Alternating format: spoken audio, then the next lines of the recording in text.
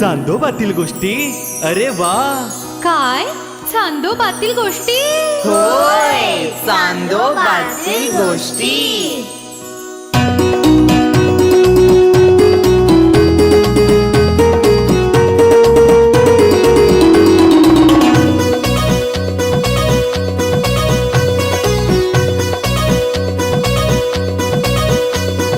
चला चला पाहूया, चला ऐकूया चांदोबातील गोष्टी. चांदोबातील गोष्टी, चांदोबातील गोष्टी. चला चला पाहूया, चला ऐकूया चांदोबातील गोष्टी. चांदोबातील गोष्टी, चांदोबातील गोष्टी.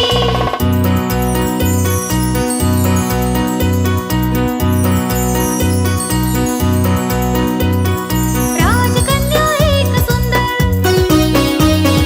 राजकन्या एक सुंदर, दूरदेशी दिसे स्वयंवर.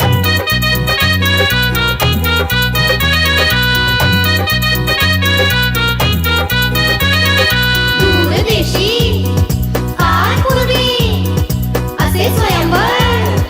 राजा बोले, राजा बोले, राजा बोले. रूपवर माझी कन्या, रूपवर जो कोणी जिंके पण तत्पर, त्यालाच वरील ती सत्वर, त्यालाच वरील ती सत्वर, त्यालाच वरील ती. दूरदेशी कोणी एके काळी असे एक स्वयंवर, असे एक स्वयंवर. चला पाहूया, चला ऐकूया, गंमत येईल खाशी चांदोबातील गोष्टी. चांदोबातील गोष्टी, चांदोबातील गोष्टी, चांदोबातील गोष्टी.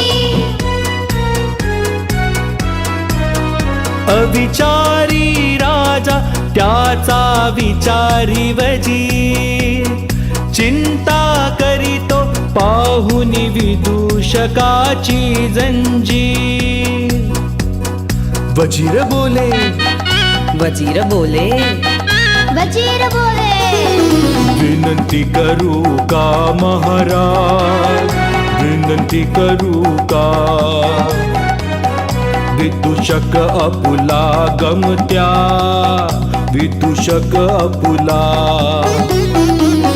तुमचा तो अतिप्रिय, त्याला नका करू शिक्षा, त्याचा विनोद करी आमचा कारभार हलका.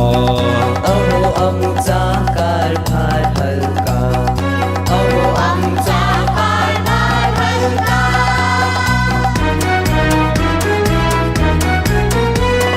नंतर येते दिलखे चकते विक्रमादित्य वेताळ, भलीपुरी मायावी दुनिया अंधयाळू गोपाळ. कोणी एके काळी फार पूर्वी दूरदेशी या उघडू ही शिदोरी. नवीन पिढीसाठी या दूर दूर देशी. चला पाहूया, चला ऐकूया चांदोबातील गोष्टी, चांदोबातील गोष्टी, चांदोबातील गोष्टी.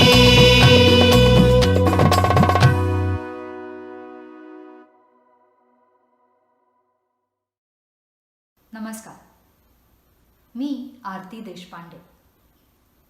उत्तर अमेरिकेतील अक्षरभाषा या संस्थेतर्फे आयोजित चांदोबातील गोष्टी या कार्यक्रमाअंतर्गत गोष्ट सादर करीत आहोत.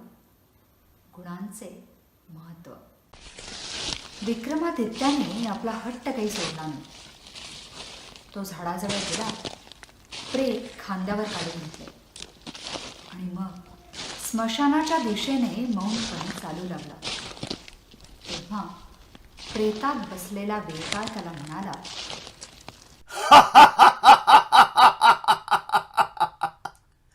हे राजन, तुला माणसाच्या गुणग्राहकतेची चांगलीच परीक्षा आहे. परंतु कधी कधी ते गुण माणूस कोणत्या कुळामध्ये जन्माला आला आहे त्यावरून जोखले जातात.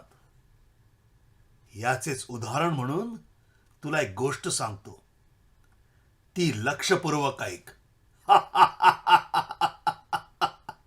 प्राचीन काळी दंडकारण्यात राक्षसांची मोठी वस्ती होती. त्या राक्षसांच्या मुखियाचे नाव होते गजनायक. त्याचा दरारा, भीती सर्वदूर अशी होती की लोक केवळ त्याच्या नावाने चळचळ कापत असत. आणि त्यामुळे राक्षसांच्या वस्तीच्या आजूबाजूला जाण्याचे धाडस कोणीच करत नसे. ऐका ऐका ऐका, आज आपल्या राजाच्या जन्मदिनानिमित्ताने राजाने सर्व दंडकारण्यवासियांना भोजनाचे आमंत्रण केले आहे हो. ऐकलंस का वज्रदंता? गजनायक राजाने मेजवानीची दावत ठेवली आहे. आजच्या भोजनाची मजा काही वेगळीच असेल. लुसलुशीत ते मांस खाण्या राक्षस वस्ती जमली. लुसलुशीत ते मांस खाण्या राक्षस वस्ती जमली. न सांगे कोणा वज्रदंत तो घाल मेलती मनातली. घाल मेलती मनातली. घाल मेलती मनातली. ती मनातली.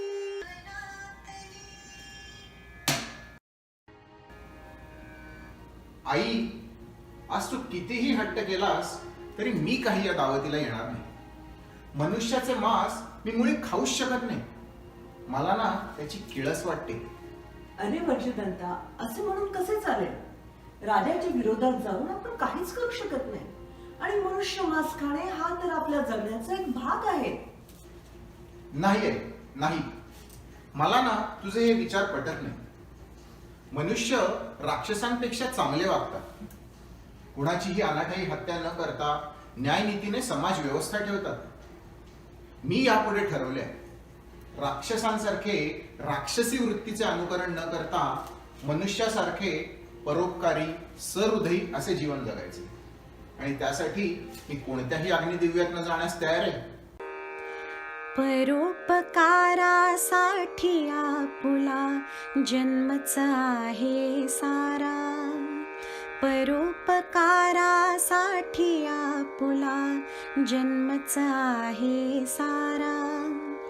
आयुष्याचे ध्येय गाठण्या वज्रदंत निघाला.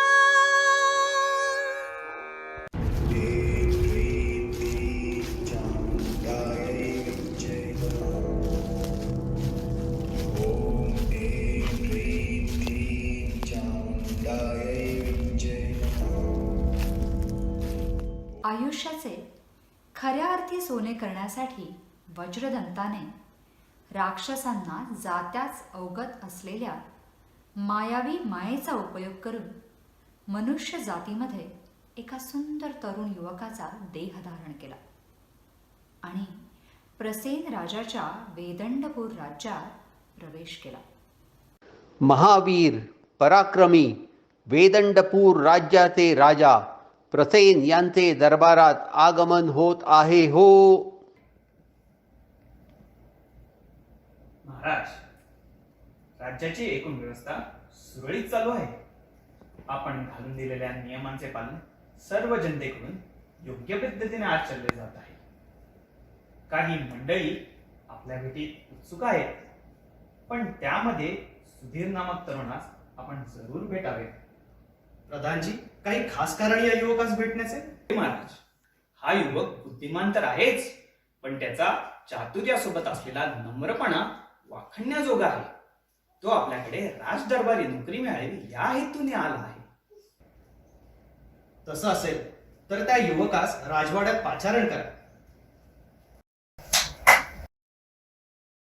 सुधीरचे रूप तसेच नम्रता पाहून राजा प्रसेनही संमोहित झाला आणि त्याला राजदरबारी काम दिले.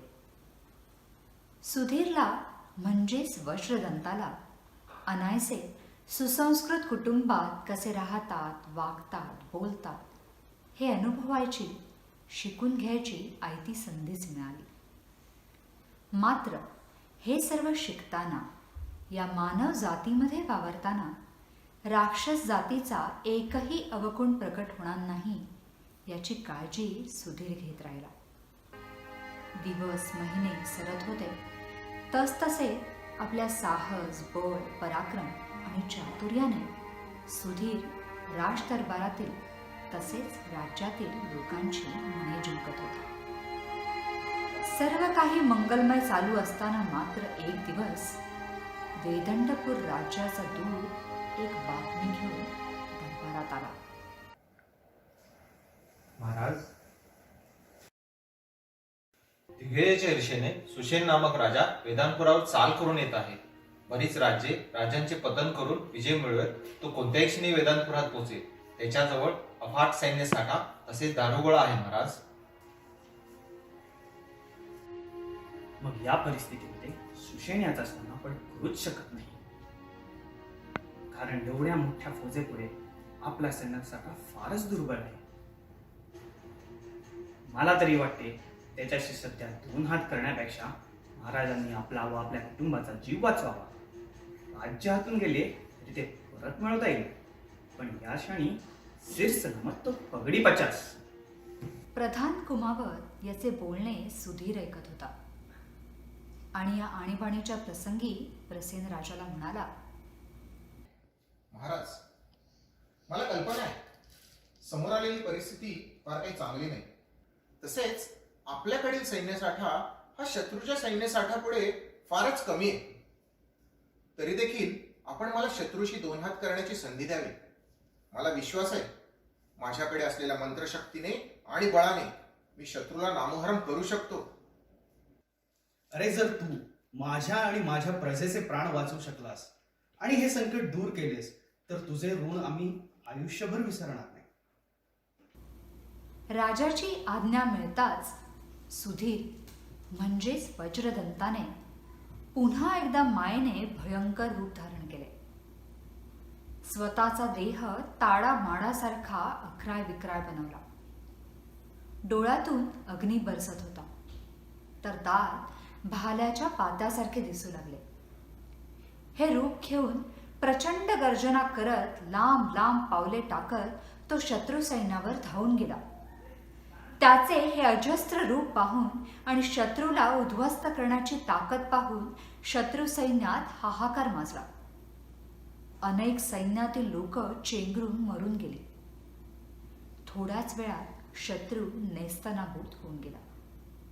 सुधीरच्या या पराक्रमाची बातमी वाऱ्यासारखी सर्वत्र पसरली. लोकांच्या मनात सुधीरची प्रतिमा अजूनच उंचावली आणि यामध्येच प्रसेन राजाची राजकन्या सत्यवती सुधीरच्या शौर्यावर, रूपावर मोहित झाली. तिने आपल्या मनातील भाव राजा प्रसेनला सांगितले.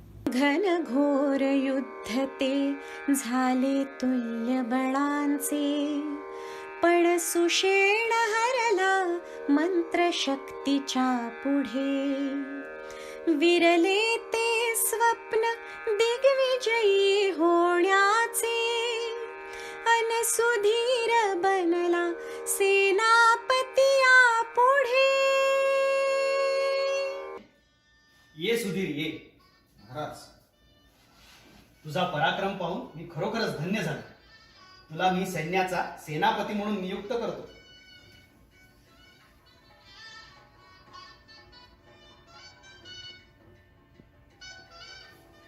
तसेच तुझ्यावर अजून एक गोड जबाबदारी सोपवतो, ती म्हणजे माझ्या मुलीचा, राजकन्या सत्यवतीचा हात मी तुझ्या हाती देतो.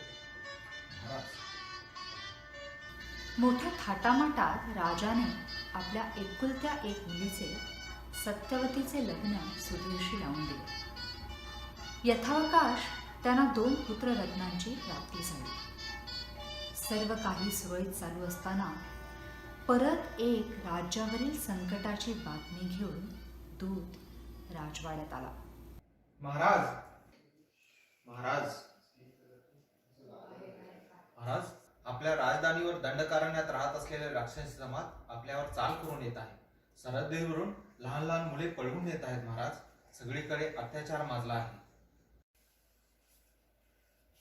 राजन, ह्यावेळेसही ही जनतेची काळजी घेण्याची जबाबदारी, तशीच त्या राक्षसांशी दोन हात करण्याची जबाबदारी आपण माझ्यावर सोपवावी. राजाची आज्ञा मिळताच सुधीर एका खेडेगावी जाऊन सरहद्दीवर राहू लागला. आणि त्याच रात्री एका राक्षसाने गावात प्रवेश केला. त्या राक्षसाला पाहून सुधीरनेही आपले मूळ राक्षसी रूप धारण केले आणि त्याला सामोरे गेला. काय रे, तू वज्रदंत ना? कुठे होतास इतकी वर्ष? हो, मीच वज्रदंत. सध्या सुधीर या नावाने मानव रूप धारण करून वेदंडपुरात राहतोय. अरे, आपल्यासारखा देह व शक्ती मानवाला जरी प्राप्त झाली नसली तरी कित्येक अनुकरणीय गुण व गोष्टी त्यांच्याकडनं शिकण्यासारख्या आहेत. मला त्यांच्यातले हे गुण, त्यांची राहण्याची पद्धत हे सर्व आवडते.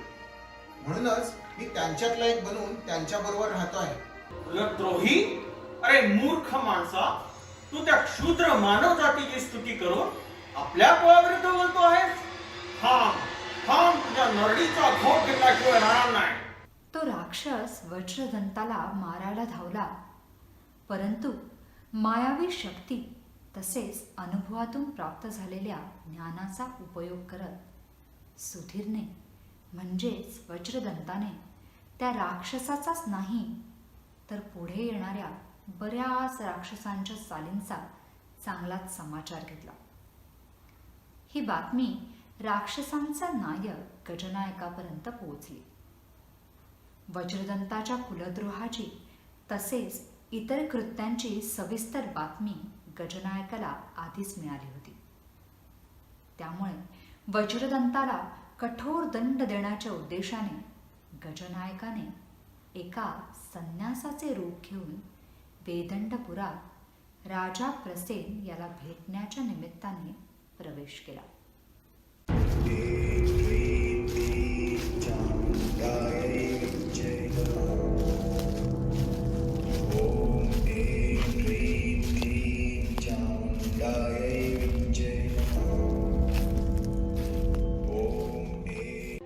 महाराज, चाल करून आलेल्या शत्रूंवर पुन्हा एकदा विजय मिळवून आपण अजिंक्य ठरला आहात याचा आम्हाला आनंदच आहे. परंतु एक महत्वाची गोष्ट आपल्या निदर्शनास आणून द्यायची आहे, ती म्हणजे आपल्या राज्यावर आणि आपल्या कुटुंबावर गेले कित्येक वर्ष एक महाभयंकर संकट घोंगावते आहे आणि हे संकट आपल्याला अप्रत्यक्षपणे हानी पोचवत आहे याची आपल्याला जराही कल्पना नसावी. महामुनी, जे काय आहे ते आपण स्पष्ट उलगडून सांगितले तर त्याचे निवारण करता येईल.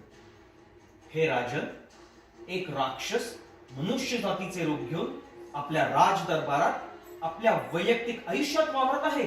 तो लहान मुलांना भक्ष्य करून यमसदनी पाठवत आहे. माझ्या घरात या राजवाड्यात एक राक्षस वावरतोय, हे कसं काय शक्य? नाही नाही, यावर माझा जराही विश्वास नाही. आणि तसं असेल तर महामुनी, आपण त्याचे नाव स्पष्ट उलगडून सांगितले तर कृपा होईल.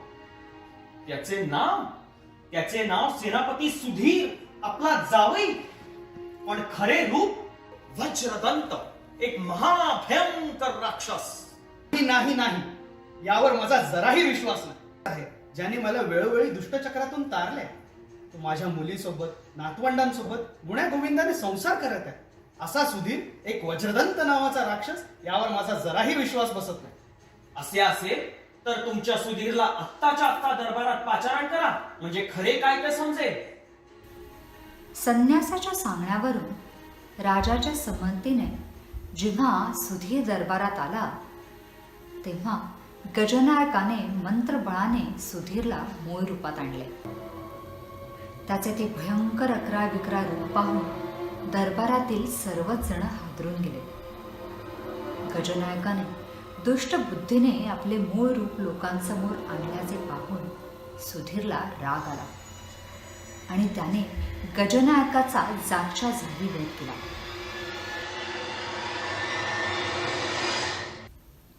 वज्रदंताने पुन्हा सुधीरचे मानवी रूप धारण केले, परंतु सर्व मंडळींनी त्याचे राक्षस रूप पाहिले असल्याने त्याला राज्यातून हाकलवून द्यावे अशी विनंती राजासमोर केली.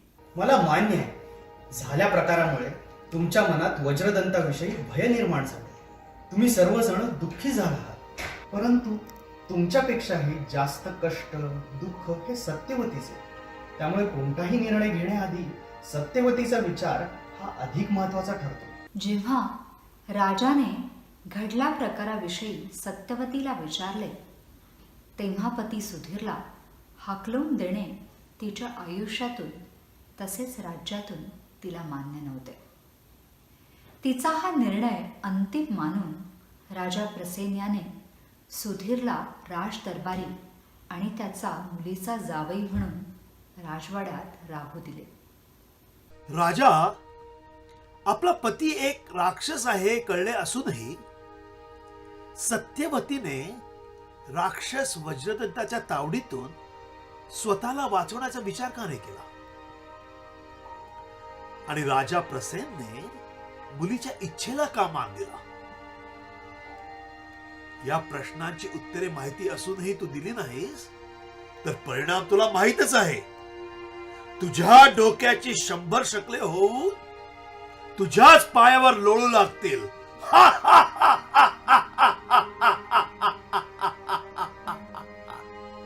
काही लोक जन्माने राक्षस असतात तर काही लोक वृत्तीने राक्षस असतात.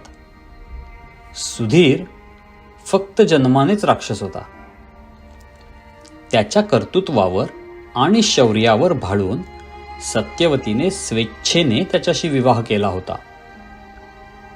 तिला तिच्या पतीमध्ये राक्षसी वृत्ती ना कधी जाणवली ना कधी दिसली. तिची मुले सुद्धा वडील म्हणून त्याच्यासोबत खुश होती. अशा पतीला ती कशी सोडू शकली असती? तसेच प्रसेन राजावर सुद्धा सुधीरच्या उपकारांचे मोठे ओझे होते. त्याच्यामुळेच राज्याचे खऱ्या अर्थी रक्षण होत होते. त्याचे वेदंडपुरात असणे म्हणजेच शत्रूला 100 हात दूर ठेवण्यासारखे होते. शत्रूची वक्रदृष्टी वेदंडपुरावर पडणे केवळ अशक्य होते. त्याला राज्याबाहेर हकलवून देणे म्हणजे शत्रूला निमंत्रण देण्यासारखे होते. ज्याच्यामुळे सत्यवती वैयक्तिक आयुष्यात सुखी समाधानी होती, ज्याच्यामुळे राज्याची घडी सुरळीत आणि बिनधोक चालू होती, त्या व्यक्तीला केवळ तो मनुष्य देहात जन्माला नाही आला म्हणून राज्याबाहेर काढायचे आणि आत्तापर्यंत त्याने दाखवलेल्या गुणांकडे दुर्लक्ष करायचं, हे वर्तन नीतिमत्तेला धरून ठरले नसते. म्हणूनच राजाने मुलीचा सल्ला मान्य केला. अशा तऱ्हेने राजाचे मौन भंग होताच बेताळ प्रेताबरोबर नाहीसा झाला आणि झाडाला जाऊन परत लोंबकळू लागला.